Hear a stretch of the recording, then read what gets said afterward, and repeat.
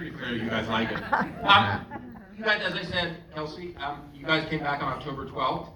You're coming back for another, I guess we want to call it season 2, but season 13, is it? Or, yeah. Or as I like to say, it's actually season 23, because let's be honest, it was like 10 seasons we haven't seen yet, but they're going to bring them back one day. But a lot has also changed, as much as a lot has stayed the same for Frasier. The character, you know, you're loaded.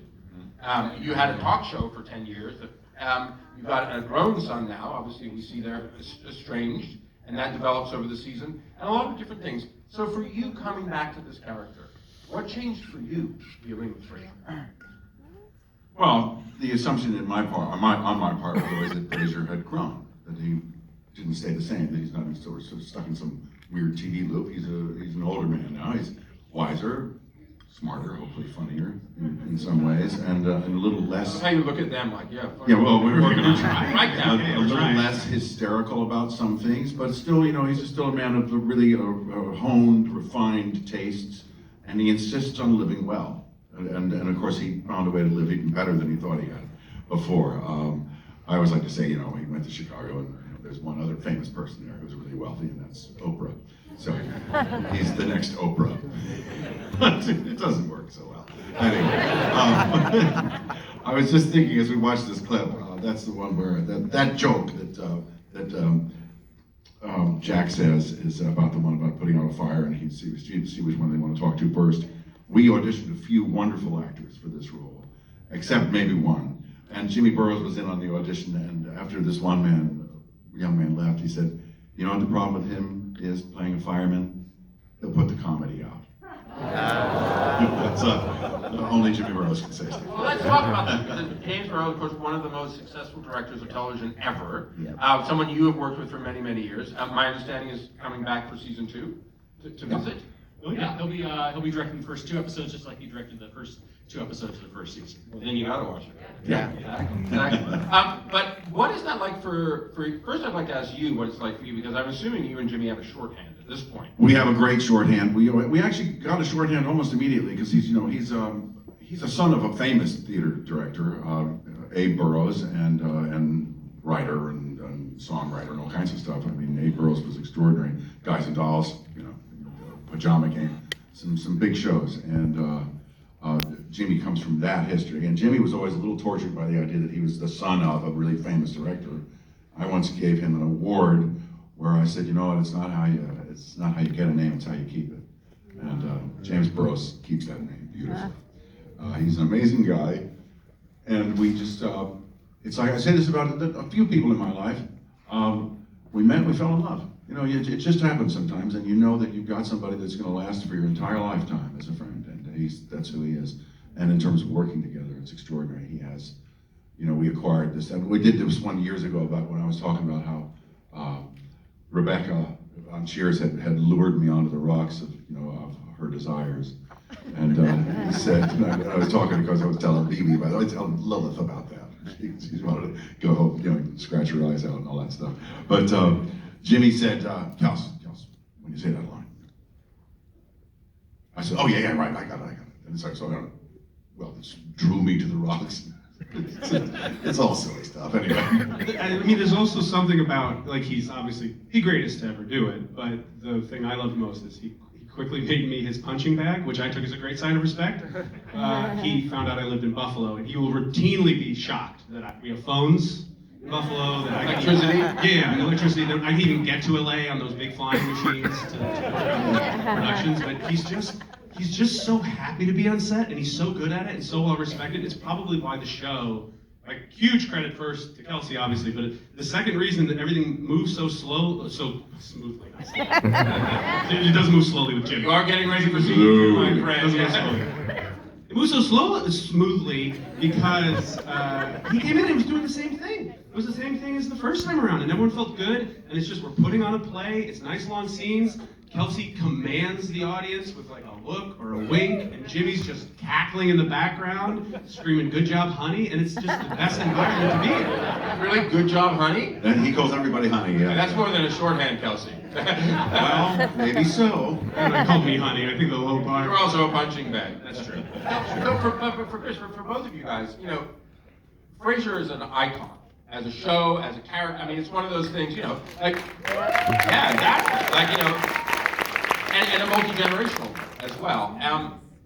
So coming in for the return of that, what were some of the challenges for you guys?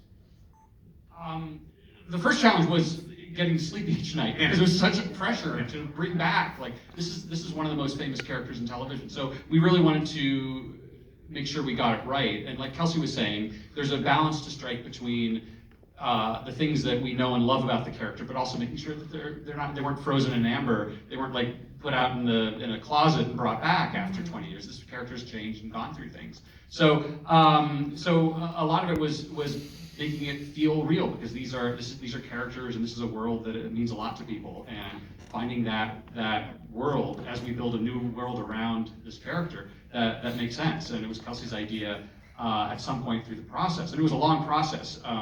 That joke that Kelsey referenced, Joe makes a joke that when we thought of that joke, he had 0 children, and now he has 4. So this was a very long process along the way. But part of it, Kelsey's idea, for example, was to go back to Boston.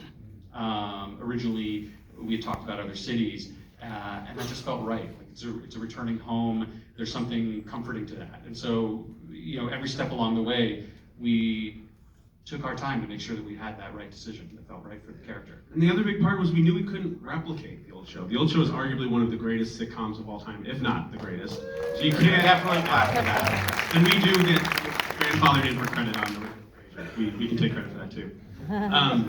But we're not going to replicate it. You can't have somebody doing a David Hyde Pierce impression. You can't have someone doing a John Mahoney impression. We need new characters that stood on their own, that faced and were foils to Kelsey's Frasier in a new way, in a fun way. And I think we found that in a lot of ways with new energies and new dynamics that we haven't seen, because we would have been foolish to try and just, we can't replicate it. We can try and get real close, and hopefully we are, but it just takes a lot of work. But part of that too is you know, as I joked earlier, like after his TV host career, Frasier has a lot of money now. But now, of course, you're now lecturing at Harvard. And one thing that struck me when I was watching the return season, I'll call it, is I felt in those scenes with you, I felt I saw you as the theater actor you used to be. Because you're in these, I mean, I'll say auditorium, obviously it's a set, but like they're younger actors and stuff, and you're interacting with them. What is that like for you? And does that give you more juice? Well, it's yeah. I mean,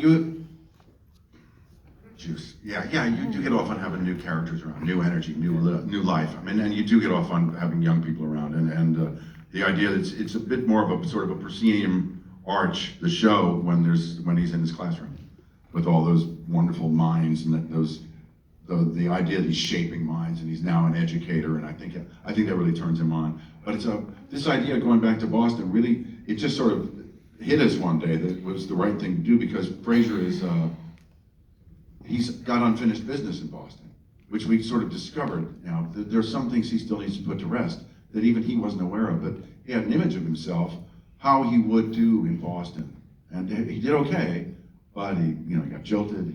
He had 2 divorces. He hung out in a bar for too long. Some people would say not too long. Not long enough for some, but it's like his life needs to go back to the beginning in a way, for him to be able to fulfill his fantasy. There's this old thing that the Rosicrucians do. It's a very old thing. I did this myself. I felt like I lost in Manhattan at one point, and when I returned to Manhattan after going to San Diego, I went to San Diego and worked at the Shakespeare Festival for 3 years. When I got back to Manhattan, I went to every building that made me feel small. And I thought, I'm going to beat me. And it was an amazing thing for me, because I used to try to get a Debbie Brown casting building all the time. It was like 57th Street. And I dropped off my photo about 300 times. And they said, just slide it under the door, please. Kill this place. But the great irony was, so I stood there on New Year's Eve one night, and I stood in front of that building, and I thought, no, you don't own me anymore. I own you. I'm done with this. And what's really funny is, thanks. It's very helpful to try that if you do it. But what's great was, so I put all those ghosts to bed, and that's what I want Frasier to do. But what happened was, somebody was looking for an old headshot of Kelsey Grammer in a subsequent production like 20 years later, and they found it at Debbie Brown's. It was like, yeah. To that take a serious note, Kelsey, one of the things that kicks off this season, of course, is the death of Frasier's father. Yeah. And of course, John was a huge part of the show. He definitely. And that's something we see in those opening episodes, the two of you guys dealing with that, you and your son dealing with that. Is that something, it's a very interesting choice to set off a show. Obvious for some reasons, obviously. But that showed another side of him. And that's why I said this sometimes is, you laugh, you cry, you take stock, and then you laugh again with Frasier. There is a balance there. I guess maybe it's the original dramedy in a way. Right. For you guys, how is that balance continuing, and what do you do to keep that balance?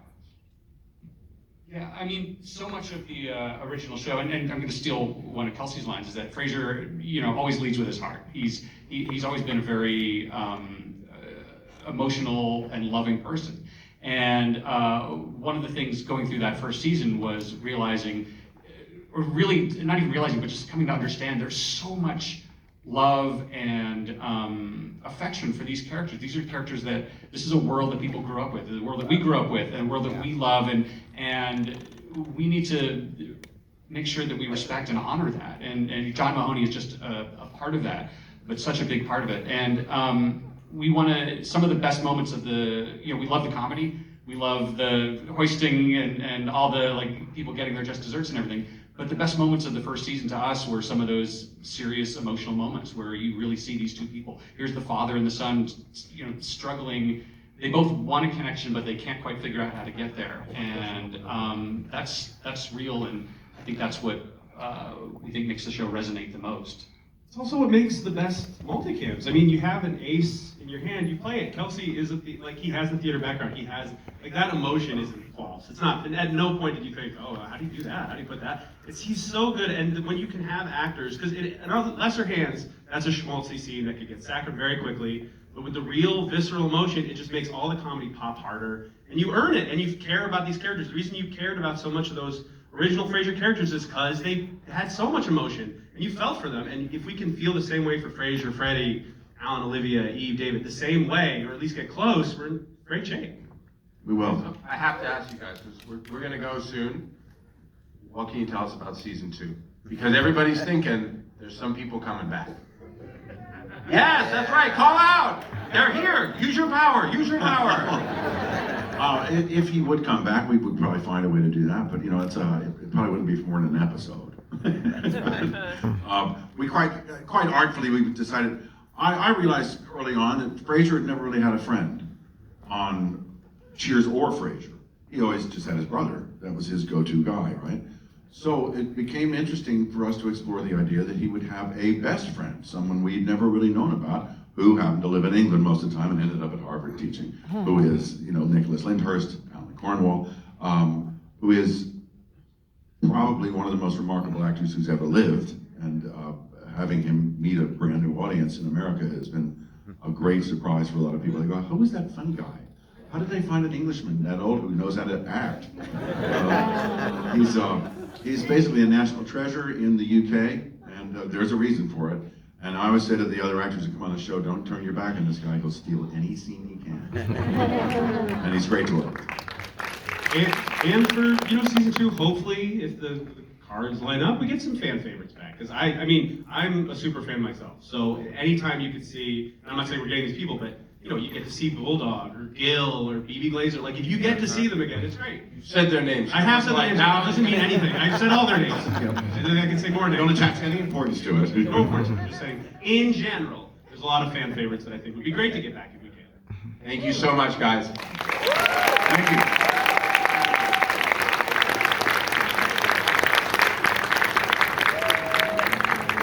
And now,